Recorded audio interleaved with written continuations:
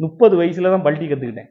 நான் 30 வயசுல பல்ட்டி கத்துக்கும் போது எங்க வீட்டுல சொன்னாங்க, ஐயோ இந்த வயசுல கத்துக்காதான் எலும்பெல்லாம் உடஞ்சு போயிருந்தான்னு சொன்னாங்க. அதே மாதிரி உளுந்த உழுகு அன்னைக்கே நான் பயங்கரமா அடி வாங்கி ஏதாவது ஆயிருக்கணும். 2வது ஒரு டைம் விழுந்தேன், கண்டிப்பா நான் பேரலைஸ் ஆயிருவேன்னு நினைச்சாங்க. இதோட முடிஞ்சு கோமா தான் இவன் அப்படின்னு.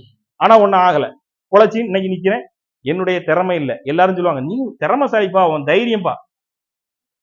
என்னை நடத்தினவர் அவருதான், அவருடைய கையில ஒப்படைச்சேன், இன்னைக்கு நிக்கிறேன். அதே மாதிரி ரொம்ப வயசு போன பிறகுதான் இவ்வளவு பெரிய உடம்பு வச்சுதான் ஹார்ஸ் ரைடிங் பழக போனேன். போய் ஹார்ஸ் ரைட்லயே பயங்கரமா விழுந்து அடிச்சு கிழிஞ்சிருச்சு, ரத்தம் கொட்டுது. அன்னைக்கு நான் விழுந்ததுக்கு அன்னைக்கு அது மாதிரி கைய கால உடஞ்சிருக்கணும். அப்படி இல்ல குதிரை தூக்கி இறங்கிச்சுன்னு வச்சுக்கோங்களேன், சம்டைம்ஸ் ஹெவி ஸ்பீட்ல ஓடும் போது கோமா, பெரிய அளவு கோமாவோ இல்ல நரம்பு கிரம்பெல்லாம் அடிபட்டுச்சுன்னா ஒண்ணுமே பண்ண. இதுவும் நம்ம வந்து எந்த சேஃப்டி இல்லாம பண்ண விஷயங்கள், புரியுதா? நீங்க இப்படி பண்ணக்கூடாது. இறைவன் நடத்துறான், இன்னைக்கு இதை செய்ய சொல்றான், நான் செய்யறேங்கிற அவன் மீது கொண்ட